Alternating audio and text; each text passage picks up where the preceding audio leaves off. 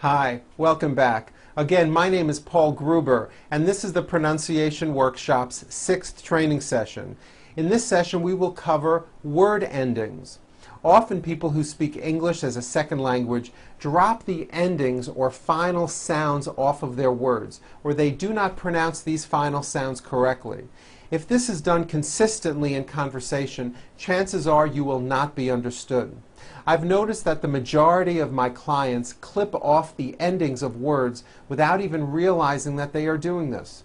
What I mean by clip off is when saying words, a common mistake that foreign speakers make is that they drop off the last sound in a word, especially those words that end in a B, P, D, or a T.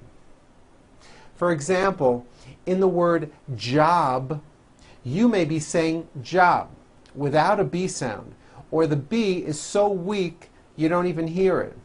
I have a good job. You see that? You did not hear the B sound. For cap, you may be saying cap. I am wearing a cap, and you don't hear the P sound. For bed, you may be saying bed. I sleep in a bed, and there's no D. For the word plate, you may be saying plate. I eat on a plate, and you don't hear the T sound. The problem is your listener is not hearing that last consonant sound. And if the person you're speaking with does not hear what the last sound is in your words, they'll constantly be guessing as to what you're trying to say. Therefore, don't drop off the endings. Make sure that the final sounds come through clearly and fully. Do not shorten them. Let's practice these following sentences and be aware not to drop the endings off. We're going to start with words ending with P. I hope the group will sleep on the ship. The soda pop spilled out of the cup over the map and onto her lap. Was the egg drop soup cheap? Very good. Now, another mistake that foreign speakers make is unvoicing a sound when it should be voiced.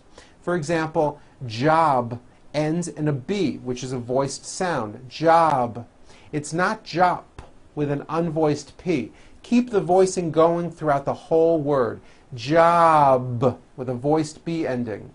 Same thing with robe. Also has a voiced B ending. It's not rope with an unvoiced P. It's robe. Okay? Let's go over these sentences ending with B's. We cleaned the cobweb from the doorknob near the bathtub. Rob broke his golf club when he slipped on the ice cube. The crab was under the cement slab at the yacht club. The ticket stub was found in the taxi cab. Now T endings. Make sure the T's come through clearly. Kate left her cat on the mat as she flew a kite. The sailboat came into the port to join the fleet. What bait will make the fish bite? A cricket or a piece of meat? Very good. Now also remember to add voicing to words with D endings. Bed has a voiced D ending. It's not bet with an unvoiced T, it's bed with a voiced D. Road also has a voiced D ending. Road. It's not wrote, unvoiced, it's road. The whole word is voiced. Let's go over these sentences ending with voiced Ds. Fred will decide which sled should be painted red. David tried to send a refund back to England. He could not hide his report card behind the chalkboard. Very good. Okay, now let's talk about ED endings. Many verbs that are in the past tense end with ED. For example, clean. Today I clean. Yesterday I cleaned. Now, ED endings have similar rules as the S and Z endings that we discussed in the second session. Here's the first rule, and probably you already do this correctly. If a word ends in an unvoiced consonant, all we do is add an unvoiced T. So let's look at the word jump, for example. The final sound in jump is a P, which is unvoiced. So when you put it in the past tense, all you do is add a T. So jump becomes jumped with a T sound at the end. Jumped. Of course, the word is spelled with an ED ending. It's just pronounced as a T. Jumped, like that. The word walk, which has an unvoiced K sound at the end, walk, becomes walked. Yesterday I walked. Here's the second rule. If a word ends in a voiced consonant, you add a voiced D. In other words, you keep the whole word voiced. So for example, the word rub ends with a voiced B. Rub. Today I rub. Yesterday I rubbed. All I did was add a voiced D sound at the end. Rubbed. It's not rubbed with an unvoiced T. It's rubbed, like that. Here's another example. Clean ends with a voiced N. So today I clean. Yesterday I cleaned. I cleaned the kitchen. Pour becomes poured. I poured the milk. Scrub becomes scrubbed. I scrubbed the floor. Tag becomes tagged. I tagged the clothing. Spill ends with a voiced L sound. Spill. So it becomes spilled. I spilled the juice. Trim becomes trimmed. I trimmed the tree. Move has that voiced V sound. Move. So it becomes moved. I moved to California. Buzz becomes buzzed. The clock buzzed all night. Okay, so that's the second rule. Here is the third rule. If a word ends in a T or a D sound, we add the ending id, which is a vowel I, followed by a D, which is voiced. Id. So for example, the word lift. Lift ends with an unvoiced T. Lift. So today I lift the ball. Yesterday I lifted the ball. Lift becomes lifted. And remember in the third session we talked about when a T falls between two vowels, turns into a D, like in the word water. Water becomes water. Remember that? Well, the same thing happens here when the T comes between two vowels. So look at this next word. Heat. The verb to heat becomes heated. I heated up my dinner.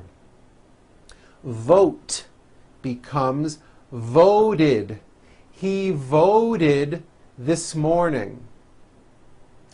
Hand becomes handed. He handed me his report. Trade becomes traded. I traded in my old car. Add becomes added. She added some information. Okay, now let's go over these exercises with ED endings. You'll notice that I put a line under all the endings that are voiced to help you remember to add voicing. Here we go. Bob raked the leaves and then started to wash his car. He then loaded up the dishwasher and finished washing his dishes. Susan spilled her drink on the spotted rug. She cleaned it up with a napkin, which wasted a lot of time. He thanked me and offered me money if I picked up the used equipment. Very good. Okay, now let's talk about words that end in NG. Some people who speak English as a second language have gotten into the bad habit of adding a K release sound, k, k, like that, after an NG ending. For example, in the word ring, it becomes ring, k. The word walking becomes walking, k. The word talking becomes talking, k, like that. That is not right. The problem is there's just this little k, K sound at the end of the ING sound. Don't do this. It is not right and it does not sound good. Let's talk about the NG sound. There are 3 nasal sounds in English. Nasal sounds are sounds which come out of your nose. Those 3 nasal sounds are M, N, N, and NG. Ing, like that. Let me show you something. Try to say the M sound, while closing off your nose. You see, you cannot do it because the M sound comes out of your nose. It's a nasal sound. Same thing with the NG sound. Ing comes out of your nose. It's a combination of an N and a G, and it is found at the ends of words like ring and sing. And I want you to realize that there is not a K sound. There is not a K sound. The word is not walking, k. It's walking with that NG ending, okay? Walking. Let's practice these sentences with NG endings. Here we go. I have a feeling that she is working too much. She has been wearing a hearing aid so that she could sing. He is looking forward to speaking at the Thanksgiving celebration. Very good. Well, that is it for today's session. I hope that you've been enjoying this program so far and are beginning to notice some improvements in the way you are speaking English. I'll bet you are sounding much better already. Have fun practicing those ending sounds, and I'll see you at the next session. I'm Paul Gruber with the Pronunciation Workshop.